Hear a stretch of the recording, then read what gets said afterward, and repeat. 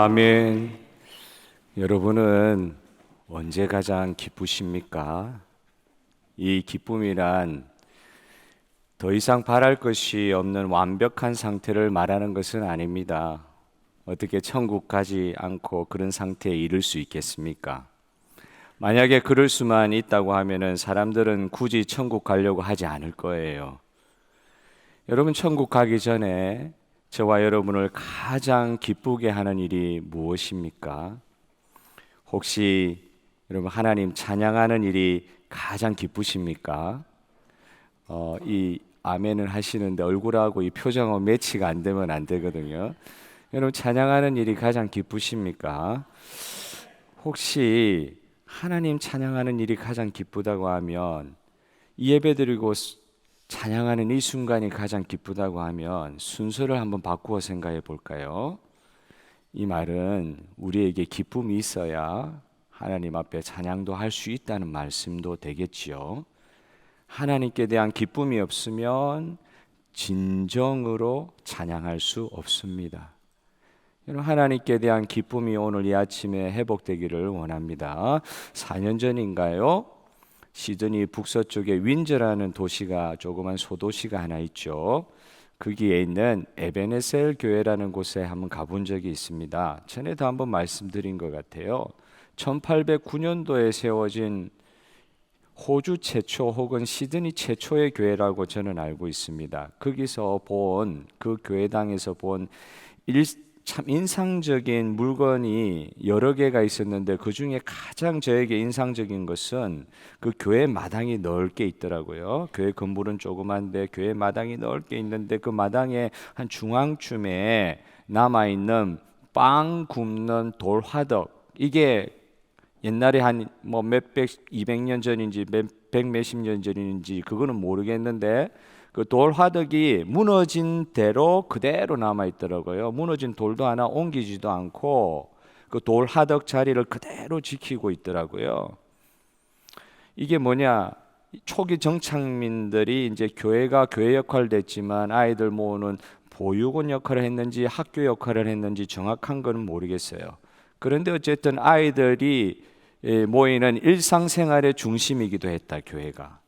그래서 그 아이들, 가난한 아이들, 초기 정착민, 배고픈 아이들, 이런 아이들이 교회로 몰려올 때 그 아이들을 위해서 빵을 구워줄 그 화덕을 교회 마당 가운데 이렇게 만들어서 그렇게 빵을 계속 구워줬던 것으로 그렇게 이야기하는 걸 들었습니다.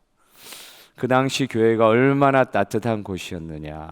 참, 그 가난한 아이들이 집에서 먹기 힘든 빵을 교회에서 구워줘서 먹었다고 생각하면 얼마나 그게 따뜻한 곳이었겠어요. 가난했지만은 교회에 오면 가장 필요한 것들을 나눌 수 있는 곳이 그곳 교회였습니다. 참 가난한 상황이었지만은 교회만 오면은 기뻤던 거예요. 제 어릴 때 기억이 나더라고요.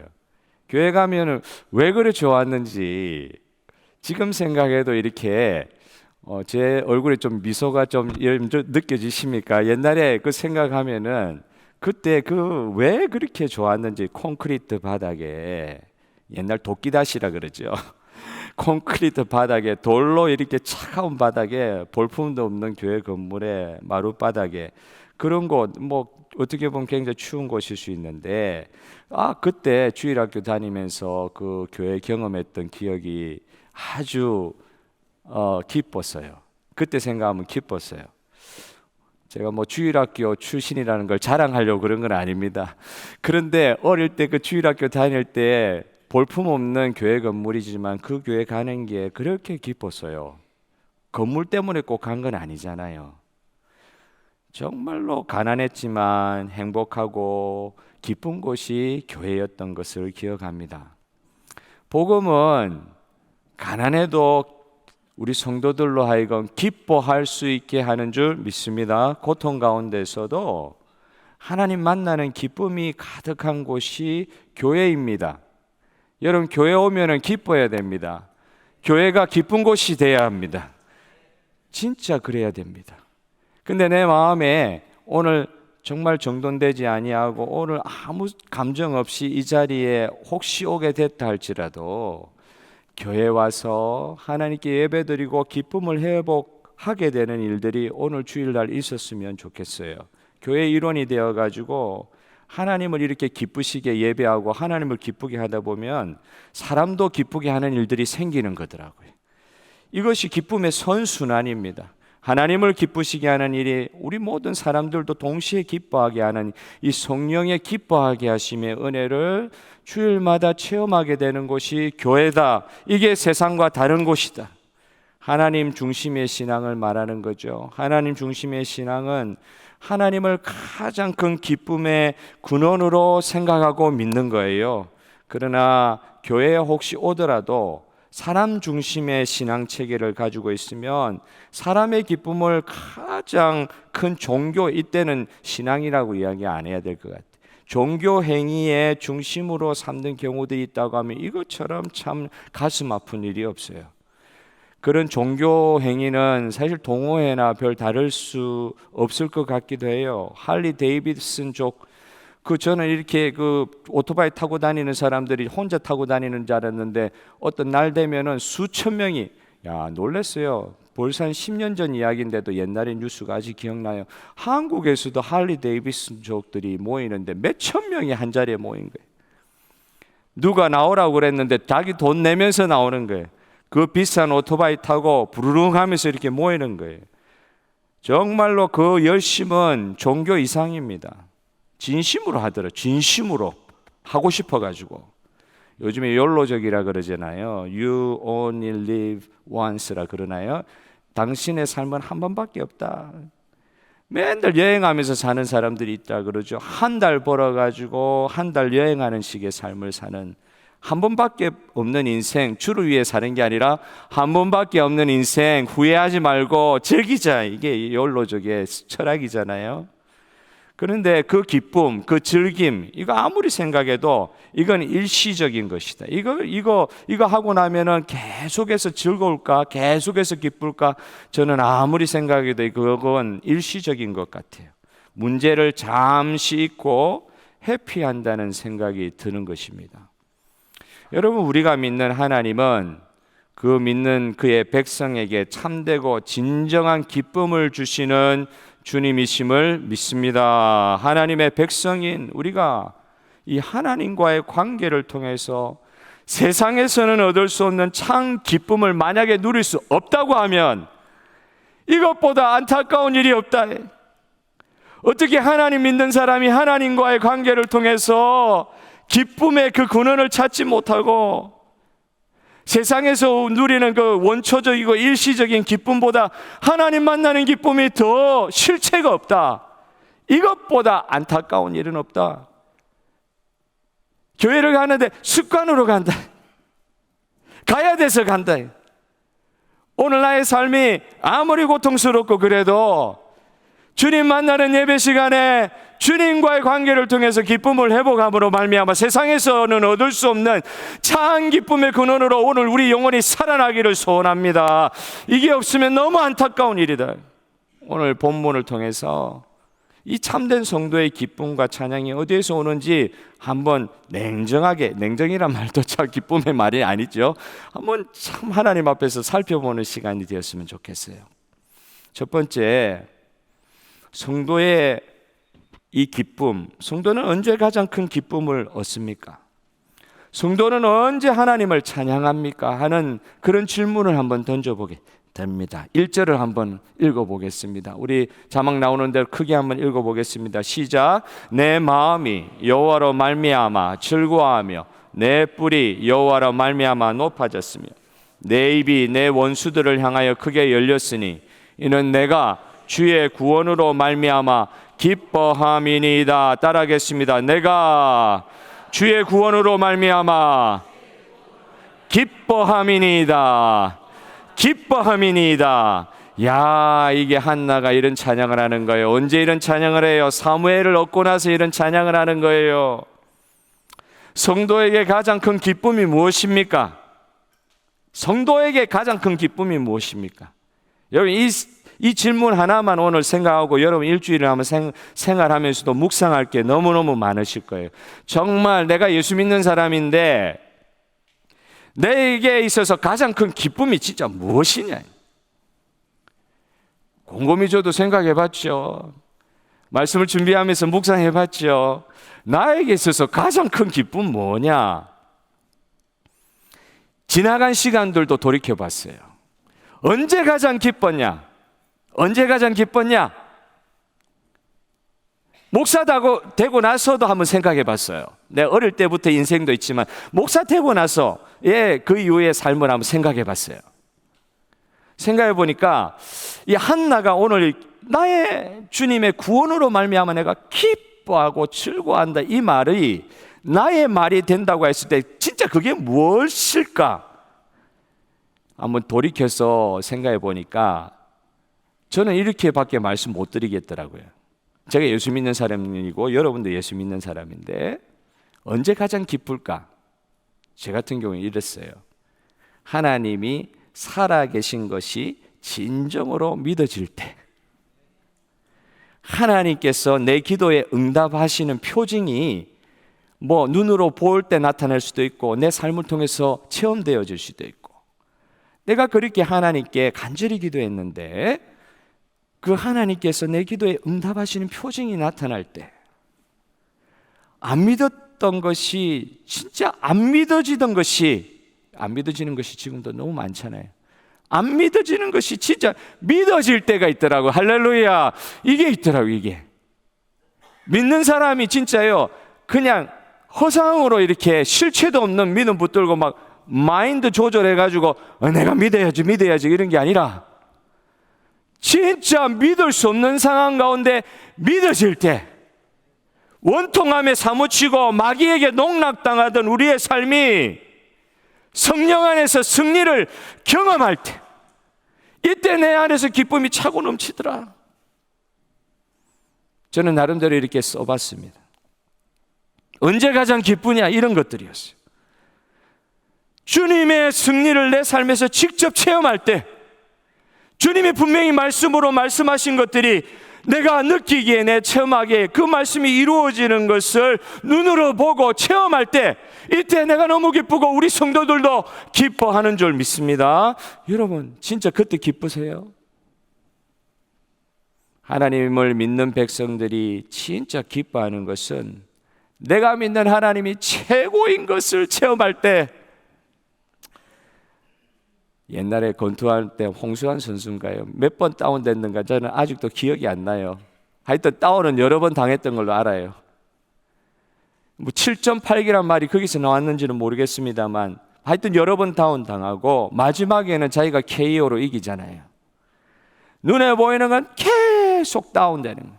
뭐 이렇게 시험 받고 저렇게 시험 받고 터지고 눈에 되는 일은 하나도 없어 보이는데 마지막에 이기는 이 경험을 우리가 하면서 그때 한국이 놀랐어요. 다운을 저렇게 여러 번 당하고도 마지막에 이길 수 있는 거구나. 그 못 살던 한국 땅의 그 사람들, 예수 안 믿는 사람들에게도 야, 이런 일도 있을 수 있구나. 저와 여러분이 믿는 하나님이 진짜 여러분, 하나님께서 우리의 기도에 응답하시는 살아계시는 하나님이 되고 계십니까? 여러분 종교가 아니 되려고 하면은, 우리가 믿는 이 신앙이 종교가 아니 되려고 하면 이 허상을 쫓아내야 돼요. 허상이라는 건 오래 가지 못해요. 얼마나 허무한지 몰라요. 진짜 성도가 마음속으로부터 살아계시는 하나님 앞에 참된 예배를 드리고 회개를 할 때, 그때가 언제입니까? 요즘 말로 각성한다면 각성. 내가 이렇게 살 수 없다 이러면서 막 각성하는 때가 언제입니까? 언제 하나님 안에 있는, 성령 안에 있는 내 자신의 진짜 모습을 발견하게 됩니까? 언제 그래요? 살아계신 하나님이 믿어질 때. 오늘 제가 이렇게 여러분께 질문하잖아요. 여러분 삶에서 진짜 살아계신 하나님이 믿어집니까? 근데 우리 연습이 되어 있어요. 이렇게 안 믿어줘도 아멘 해야 될 것 같아, 분위기상으로. 그런데 진짜 우리가 깨어날 때가 언제냐 생각해 보니까 하나님이 살아계신 게 진짜로 믿어질 때, 그렇게 되면 어떻게 돼요? 진짜 하나님이 살아계시다면 그분께 간절히 기도할 수 있게 될 것입니다. 아무것도 없는 가운데서도 유를 창조하신 하나님을 찬양할 수 있게 될 것입니다. 왜냐하면 살아계신 하나님을 체험했기 때문에. 사람들은 다 안 된다고 해도 말씀하신 약속을 이루시는 그 하나님이 마침내 구원의 은혜를 베푸실 때 한나의 경우에처럼, 그때 한나가 이렇게 기뻐했던 것처럼 오늘 저와 여러분의 삶에서 살아계신 아버지 하나님을 기뻐 찬양하는 일미 하는 이 힘이 우리 가운데 넘쳐나기를 주님의 이름으로 축복합니다. 주님을 찬양하는 이 기쁨이 넘쳐나기를 소원합니다. 진짜 살아계신 아버지 하나님을 오늘 이 예배를 통해서 체험하게 하여 주시옵소서. 한나는요, 진짜 살아계신 하나님의 구원을 경험하고 찬양했던 겁니다. 그러다 보니까 우리는 이렇게 스스로에게 또 질문할 수 있는 거예요. 성도가 왜 기도합니까? 성도가 진짜 왜 기도합니까? 하나님이, 살아계신 하나님이 기도에 응답하실 것을 믿고 기도한다는 거예요. 어떨 때 보면 응답에 대한 확신이 없이 우리는 정말 눈에 보이는 게 아무것도 없기 때문에 응답에 대한 확신이 없이 그렇게 기도를 시작할 때도 있습니다. 그런데 그렇게 어줍지 않게 시작한 기도가 하나님 앞에서 응답될 때 우리는 감격합니다. 여러분, 기도 응답에 여러분 진짜 감격하십니까? 진짜 제대로 기도했다면 감격할 수밖에 없어요. 진짜 간절히 기도했으면 주님이 응답하심에 감격할 수밖에 없어요. 하나님이 진짜로 믿어질 때는 성도는 부흥을 경험합니다. 믿으면 믿는 거지 진짜 믿는 게 뭐냐, 이런 게 너무 가슴 아픈 일이긴 해요. 그러나 오늘 진짜 믿어진다고 하면은 성도는 부흥을 경험할 수밖에 없을 것입니다. 그러니 우리 성도들의 이 삶에서 기쁨을 어디에서 찾아야 될지 한번 다시 생각해 보는 거예요. 어떻게 해요? 하나님께서 주시는 기도 응답에서 우리의 기쁨을 찾아야 될 것입니다. 할렐루야. 언제 성도가 가장 기쁘냐? 살아계신 하나님께 간절히 기도하는 게 내 삶이었단 말이에요. 그러면 그 기도에 응답하시는 하나님을 체험할 때, 그 기도에 응답하시는 하나님을 체험할 때 우리에게 가장 큰 기쁨이 오는 줄 믿습니다. 그런데 먼저 말이에요, 이런 기도할 때 먼저 말이에요, 하나님의 영광을 구하는 기도입니까? 하나님의 뜻을 구하는 기도를 우리가 드렸습니까? 하나님의 마음과 합하는 기도의 순간이 우리 기도 가운데 있었습니까? 한나도 가만 보니까 처음부터 그런 상태에서 기도하지는 못했어요. 처음부터 하나님의 영광을 구하면서 기도한 건 아니에요. 얼마나 서러워서 기도했습니까? 하늘로서 기도했습니까? 그런데 그런 기도로 끝난 것은 아니었어요. 처음에는 원통해서 기도했을 것입니다. 아무도 알아주는 사람이 없어서 기도할 수밖에 없어서 기도했을 것입니다. 그게 기도의 동기가 되었을지는 몰라도 그런 기도 가운데 지난주에 살펴본 것과 같이 하나님과 심정이 통했던 거예요. 기도 가운데 하나님과 심정이 통했던 거예요. 소위 말해서 하나님의 마음에 합한 기도로 변화된 것입니다. 하나님께 이것 주시면 나 죽겠어요 받으러 가서 기도하러 갔다가 기도 가운데 하나님께 드리는 기도로 변화되는 체험을 한 거예요. 하나님과 심정이 통한 거예요. 하나님은 믿고 있지만은 하나님 살아계시냐? 그렇게 물어보면 말 못하는 분들이 좀 계실 것 같아요. 하나님 믿고 계십니까? 하면 예 믿는다 말씀은 하세요. 근데 진지하게 눈을 바라다보면서 진짜 하나님 살아계셔요? 그렇게 진지하게 물으면은 머뭇거리시는 분들이 혹 계실 것 같아요. 여러분, 우리 일상 중에 모든 일들, 일상 중에 일어나는 모든 일들 가운데 모든 게 그냥 내가 한 만큼 일어나니까 우연으로 치부하는 사람도 있을 수 있고요. 이 일상 가운데 일어나는 모든 일들이 하나님의 응답으로 받아들이는 사람도 있을 수 있습니다. 이 모든 일들이 다 하나님께서 나에게 주신 기도에 대한 응답이다.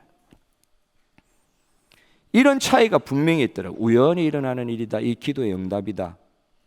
이런 구분이 생기는, 왜 이런 구분이 생길까요? 이게 사실 믿음의 문제더라고요. 오늘 내가 어떤 기도의 제목을 가지고 하나님께 기도했는데 어떤 일이 일어났어요. 이게 우연입니까? 하나님의 응답입니까? 그런 일이 생길 수도 있지. 진짜 기도하면은 우연히 나에게 생긴 일이 아니라 이런 식으로 한번 고백해 보실 수 있을 것 같기도 해요. 하나님이 주시는구나. 내가 기도했으니까 이 기도에 따라 하나님께서 주시는구나. 이런 생각할 수 있을 거예요. 이런 기도에 응답하시는 하나님을 경험할 때 굉장히 우리는 흥분되고 기쁠 수 있을 것입니다. 큰 기도 제목이 아닐 수도 있습니다. 엘리야가 기도할 때 갈멜산에 불이 떨어진 그런 기도 응답은 아닐 수도 있어요. 3년 6개월 만에 비가 창수가 터지는 그런 기도의 응답은 아닐 수도 있어요. 까마귀가 하루하루 일어나는 일상에서 음식 물어다 주는 이것도 대단한 일이긴 하지만 갈멜산 불 떨어지는 거에 비할 수 있겠습니까? 그런 기도 응답은 아니더라도 일상에서 벌어지는 우리의 삶의 모든 조건에서 일어나는 모든 것이 만약 내가 하나님께 간절히 기도하는 삶을 살 수 있다고 하면 그 모든 것이 하나님의 기도 응답으로 받아들여지는 순간이 있을 수 있을 것입니다. 이영표라는 사람 혹시 아세요? 이영표 축구 선수잖아요. 옛날 2004년입니까? 그때 월드컵 때 4강에 올라갔던 주역이었잖아요. 그분이 예수님 잘 믿는 사람이에요. 그런데 월드컵 나가기 전에 얼마 전에 예수님을 믿은 것으로 알고 있습니다. 오래전부터 예수 믿은 게 아니라 월드컵 나가기 얼마 전에 예수님 믿게 되고 그 신앙 가운데 월드컵을 맞이하게 된 거예요. 그래서 이게 첫 믿음에 굉장히 이렇게 불이 붙었어요. 그래서 기도 모임을 이 선수들 가운데 만들어 가지고 월드컵을 위해서 그렇게 기도했다고 그래요. 그 기도 제목 여러 개 있었는데 그 중에 하나가 월드컵을 통해서 하나님께 영광 돌리게 하여 주시옵소서, 이런 기도를 가지고 함께 기도했다고 그러더라고요. 그런데 이제 이게 월드컵 할 때 축구 선수가 영광 돌리는 방법 뭡니까? 어떻게 해요?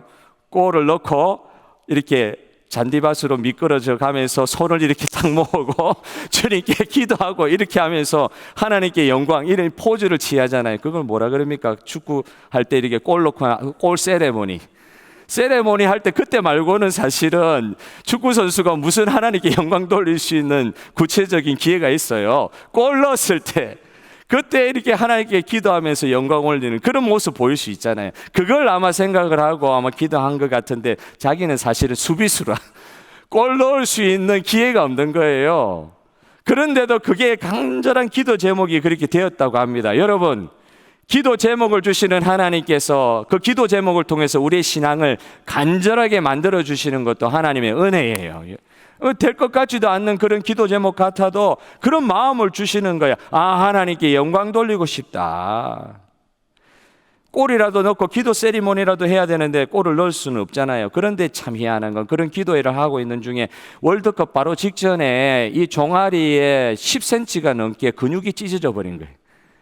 그러면 이제는 안 되는 거예요. 그래서 뉴스에서 다 나오고 이영표 빨리 교체해야 된다 이랬는데도 이게 히딩크 감독이 아마 교체를 안 했던가 보죠. 그래서 끝까지 이렇게 가기는 갔어요. 근데 첫 번째, 두 번째 게임은 들어가지도 못했대요.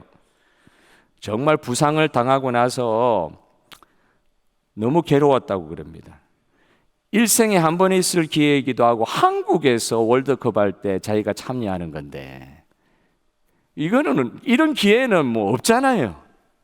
그런데 바로 직전에 열심히 운동하다가 준비하다가 종아리가 찢어져 버렸네. 이거는 이제 경기 못하는 거예요. 이제 석 달 이상을 수술을 하고 지켜보아야 되는 건데 얼마나 마음에 기도를 했는데 하나님께서 이렇게 나한테 나오시나 이렇게 하면 됩니까? 너무 서운하다. 너무 서운해가지고 그래 있는 가운데 누가 또 그렇게 이야기를 하더 욥기 읽어라 이래 된 거예요. 욥기 성경을 읽는 가운데 이분의 이 서운한 마음이 좀 변화받는 시간이 있었던가 봐요. 그러면서 깨달았던 게 있어요. 이영표 선수의 말입니다. 내가 실제로는 하나님 영광을 위해서 이 월드컵을 준비하기 위해서 기도했는데 이게 실제로는 하나님 영광이 아니라 내 영광 돌리는 기도를 하고 있었던 건 아닌가, 그걸 깨닫게 되었다요. 월드컵을 통하여 하나님께 영광 돌린다고 내가 준비하고 있었는데 사실은 기도하면서도 내 안에 있는 욕심이 있었던 것을 깨달았다는 거예요. 말로는 하나님의 영광인데 내 안에 욕심을 이루려고 하는 그런 부분이 있지 않았나 하는 걸 깊이 깨닫게 되었다는 거예요. 부상을 통해서 너무 하나님께 서운하고 그 분노와 실망이 있었는데 그런 깨달음 가운데 이 분노와 실망이 하나님께 대한 죄송함으로 바뀌게 되는, 이런 바뀜의 이런 체험도 이건 사실 기적이라고 저는 생각합니다. 하나님께 죄송하니까 우리말로 뭐가 일어나요? 회개가 일어나죠. 회개. 내 속에서. 하나님은 당연히 기도하면은 잘 되게 해주셔야지, 그렇게 생각하고 붙들었던 것이 와르르 무너지면서 막 회개가 터져나와요. 하나님께서 물어보시는 듯한 느낌을 받았대요. 영표야, 너 지금 너에게 가장 중요한 것이 무엇이니? 영표야, 너에게 지금 가장 중요한 것이 무엇이니?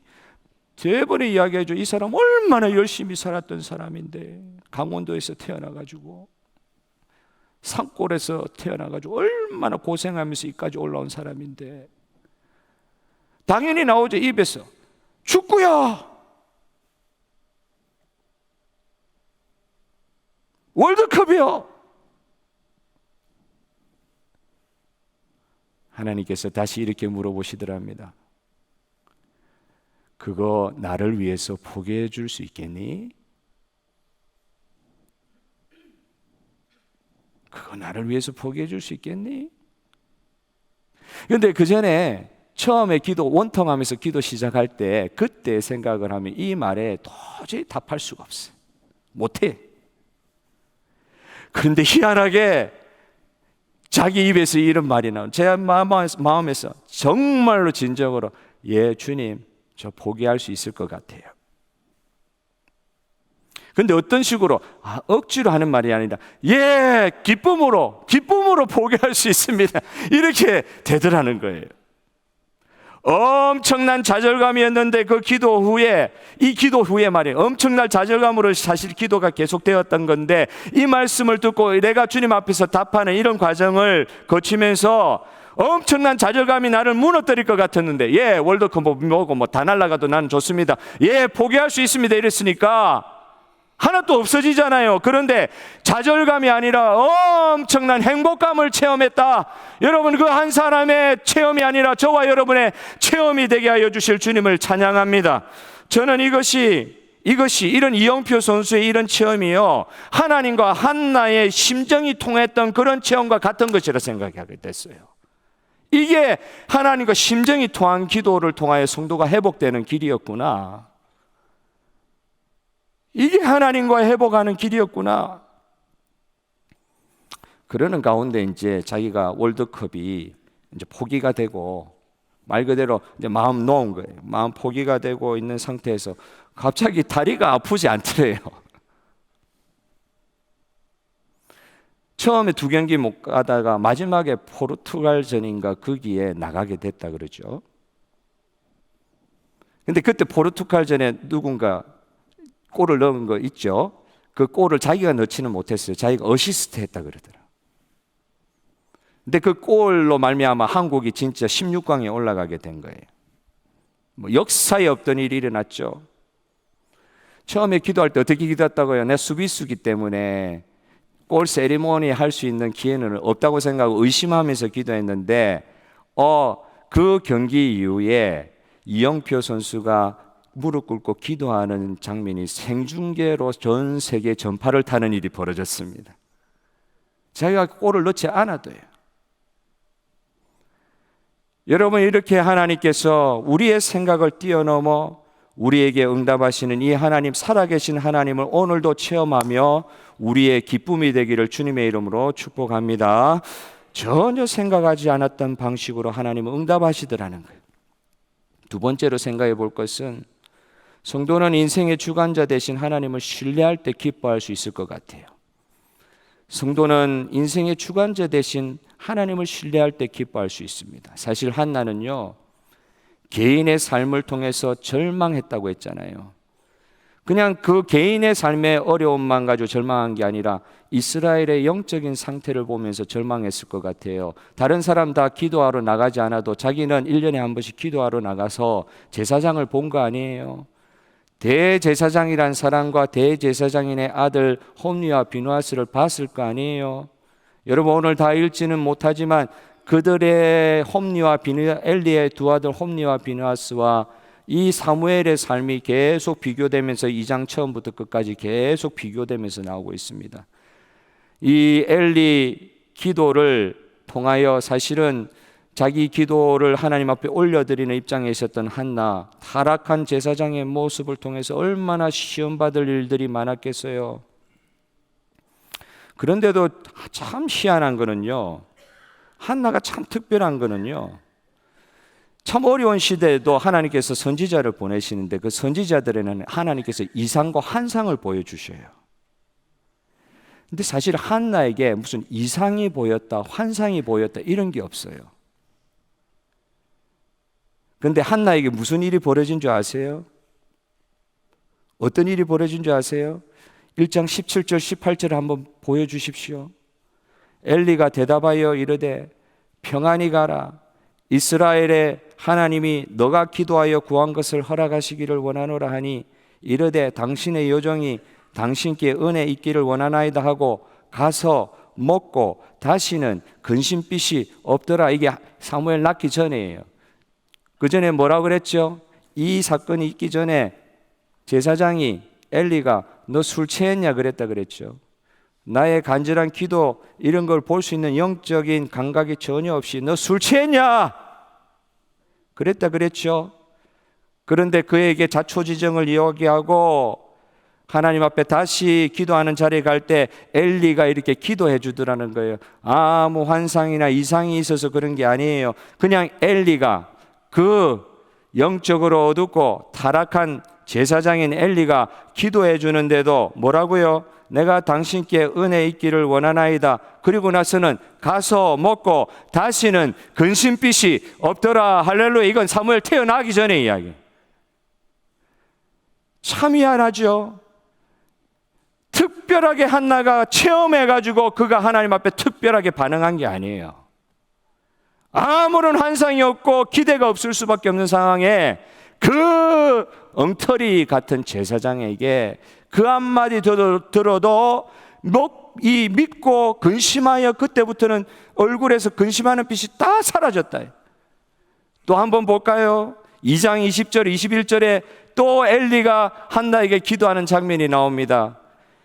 엘리가 엘가나와 그의 아내에게 축복하여 이르되 여호와께서 이 여인으로 말미암아 너에게 다른 후사를 주사 이가 여호와께 간구하여 얻어 바친 아들을 대신하게 하시기를 원하노라 하였더니 여호와께서 한나를 돌보시사 그로 하여금 임신하여 세 아들과 두 딸을 낳게 하셨고 아이 사무엘은 여호와 앞에 자라니라. 아멘. 여러분, 이런 일들, 이건 아이 사무엘 낳고 나서 또 엘리를 만나러 간 거 어떻게? 아이를요 엘리에게 맡겨버리고 자기는 젖되고 나서는 엘리에게 아이를 맡겨버리고는 한 번도 찾아가지 않고 한 번씩 1년에 한 번씩 올라갈 때마다 아이를 겨우 한 번 보는 거예요. 그때 옷 지어주면서. 여기 엘리에게 사람 맡길 수 있어요? 사람이 아니요, 자기 아기 맡길 수 있어요? 그 형편없는 엉터리 제사장한테 맡길 수 있어요? 하나님, 제가 시대를 변화하는데 사용받기를 원합니다. 하나님, 이사야와 같은 예레미야가 겪었던 그 환상을 보여주시옵소서. 이상을 봐가지고 이렇게 한 거예요. 자기가 술 취한 것 같은 상태에서 살아가는 엘리 제사장이 기도하는 거 그거 받고 사무엘이 태어났어요. 그리고 나서도 그 엉터리 같은 제사장에게 자기 아들을 맡겼어요. 그리고 나서 오늘 또 기도 받았는데 어떤 기도를 받아요? 사무엘 하나님께 드리고 난 이후에 5 자녀를 얻게 되는 역사를 누구의 기도를 통해서요? 엉터리 같은 제사장 엘리의 기도를 통해서 받게 되는 역사를 보게 됩니다. 저는 이게 더 놀라웠어요. 어떤 하나님을 믿고 여러분 기도하십니까? 여러분 진짜 어떤 하나님을 믿고 기도하십니까? 어떤 기도 응답을 어떤 하나님께서 주실 것을 기대하고 계십니까? 오늘 그 제사장의 기도가 특별해가지고 한나에 대한 기도의 응답이 된 것이 아닙니다. 한나가 끝까지 붙들었던 전능하신 살아계신 하나님께서 그에게 기도 응답해 주신 줄 믿습니다. 여러분 어떤 상태에서 여러분 예배 드리십니까? 어떤 상황에서 여러분 예배 드리십니까? 이 시간도 살아 계셔서 역사하시는 하나님을 믿으십니까? 상황에 구애받지 아니하고 내가 어떤 이상을 봐가지고 환상을 봐가지고 그런 상태에서 하나님 믿을만 하니까 믿는 게 아니에요. 믿을 수 없는 상황에 이 말씀에 대한 살아계신 하나님에 대한 확신을 가지고 오늘 한나와 같이 기도할 때에 어줍잖은 정말 하나님 사람으로는 기대할 수 없는 그 상황 가운데 이 시간 임재하시는 살아계신 하나님 앞에 내가 간절히 기도할 때 이 기도에 응답하실 하나님은 과연 살아계십니다 고백할 수 있는 저와 여러분 되기를 바랍니다. 얼굴에 수심과 근심이 사라지게 하여 주시옵소서. 매일 하나님을 믿고 기도했는데 안 들어주시는 것밖에 없더라. 나중에는 일상이 돼가지고 살아계신 하나님 그러실 수도 있지 하면서 기도의 자체의 내용들이 너무나도 허상을 쫓아요. 너무나도 비현실적이에요. 안 할 수도 있지, 안 될 수도 있지. 혹시 그렇게 기도하고 그냥 체험이 없이 낭만한 대로 그렇게 살아가고 있지는 않습니까? 오늘 우리 삶을 통해서 우리의 기도를 들으실 하나님이 보이기를 소원합니다. 사랑하는 성도 여러분, 우리 삶을 통해서 승리하시는 하나님만을 기뻐하는 그 자리에 들어가는 저와 여러분 되기를 바랍니다. 저도 이런 본문을 보면서 그런 마음이 생기는 거예요. 내가 아는 어느 목사님 보면은 그 어려운 가운데 하나님께서 환상을 보여주시고 이상을 보여주셔가지고 지금 그 영광스러운 사역을 하시는 그런 목사님 간증을 들으면서도 하나님, 제가 사실은 그런 기도를 실제로 했거든요. 저 목사님 하나님께 너무 귀하게 사용되시네요, 주님. 저 목사님에게 저런 체험을 주셨던 하나님, 저에게도 저런 이상과 환상을 볼 수 있는 체험을 주시옵소서. 이런 기도의 제목이 있었어요. 그런 거 기대하고 기도하면 좋겠어요.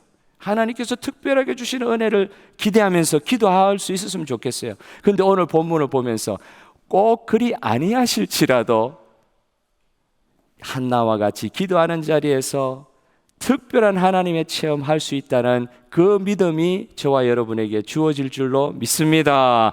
진짜 하나님은 여러분 살아계신 거 믿으세요? 그러면 이 상황이 어려워도 그 살아계신 하나님, 응답하실 하나님을 붙들고 간절히 기도하는 2024년 되시면 좋겠습니다. 그냥 기도하는 게 아니고요. 어떻게 해요? 간절히 기도하는, 응답하실 하나님을 바라보고 간절히 기도하는 저와 여러분 되시기를 주님의 이름으로 축복합니다. 우리 찬송하시면서, 우리 하나님 앞에 찬송하시면서 헌신의 시간을 가지도록 하겠습니다. 주 믿는 사람 일어나.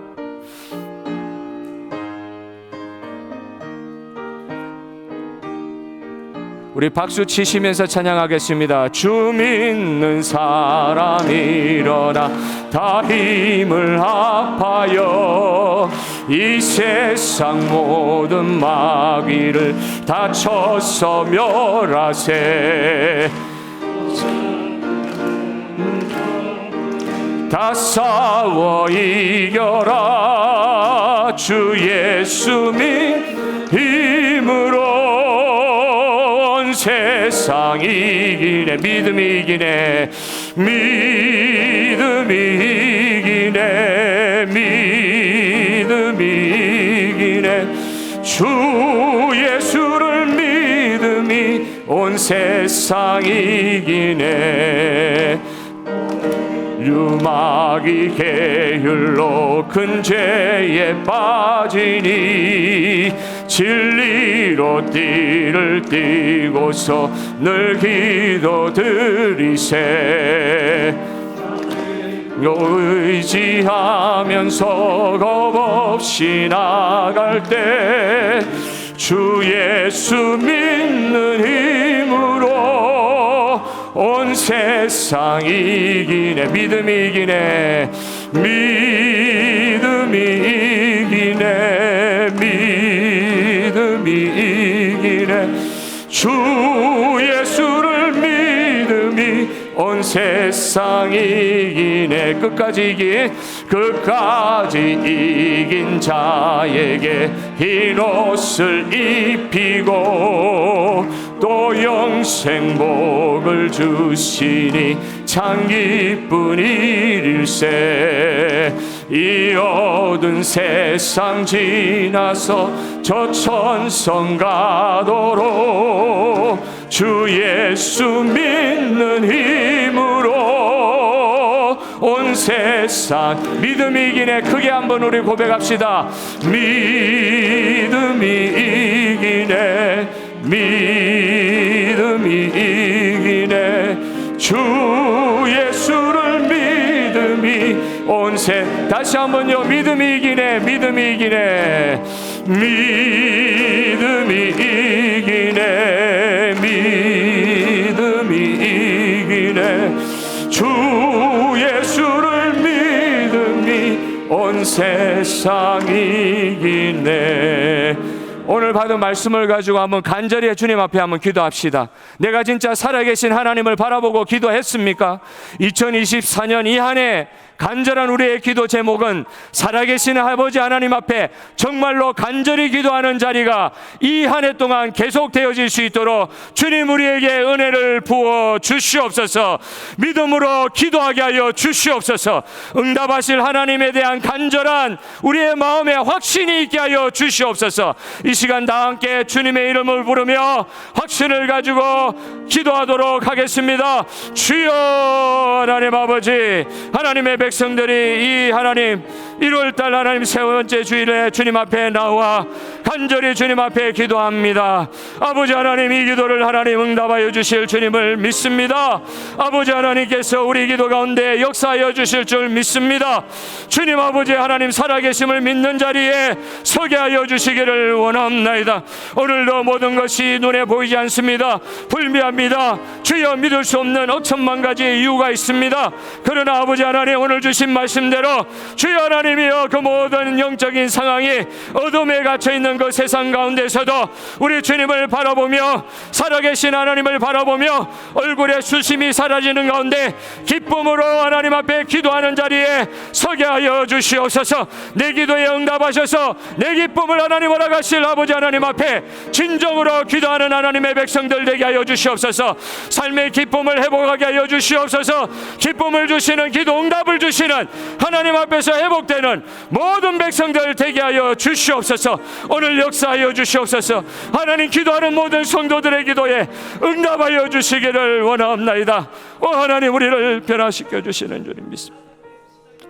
하나님 아버지, 우리가 우리 삶에서 원통한 많은 기도의 제목들을 가지고 억울해서 아무도 우리의 마음을 알아주는 이가 없어서 그렇게 기도를 시작했다 할지라도 하나님 앞에 기도의 심정을 통하여 주님의 마음을 알게 되고 변화받은 한나의 기도의 역사가 오늘 시드니 중앙장로교회 모든 성도들의 기도의 역사 체험되게 하여 주시옵소서. 하나님의 심정을 통한 하나님의 종들의 기도가 변화되게 하여 주옵시고 하나님의 뜻을 구하며 하나님 마음에 합한 기도로 변화되어 끝까지 기도하며 간절히 기도할 때 역사하시고 응답하시는 하나님을 체험하고 기뻐하며 찬양하는 한나의 찬양이 우리의 2024년 찬양이 되게 하여 주시옵소서. 바랄 수 없는 중에 바라게 하여 주옵시고 기도할 수 없는 중에 기도하게 하여 주옵시고 진정으로 살아계신 하나님께만 간절히 기도하는 하나님의 백성들 삼아 주시옵소서. 우리 기도에 응답하여 주시옵소서. 하나님의 뜻이 우리의 기도 가운데 이루어지게 하여 주시옵소서. 그리하여 우리의 기쁨이 회복되게 하여 주시옵소서. 기쁨이 회복되게 하여 주시옵소서. 우리의 삶의 모든 상황 가운데서도 온전히 우리의 영광을 받아주실 우리 하나님을 믿사오며 살아계신 우리 주 예수님의 이름으로 기도하옵나이다. 아멘. 지금은 우리 주 예수 그리스도의 은혜와 하나님의 사랑과 성령의 교통하심이 우리가 평생 기도해왔다 할지라도 2024년 한 해 한나의 특별한 기도 체험처럼 기도하는 가운데 살아계신 아버지 하나님과 마음이 통하고 마음이 합하여 심정이 통하여 하나님 올려드리는 기도에 간절한 기도에 매진하며 그 기도의 자리에 서기를 결단하는 모든 성도들 머리 위에와 피로 값주고 사신 이 교회 위에 지금부터 영원토록 함께 있을지어다. 아멘.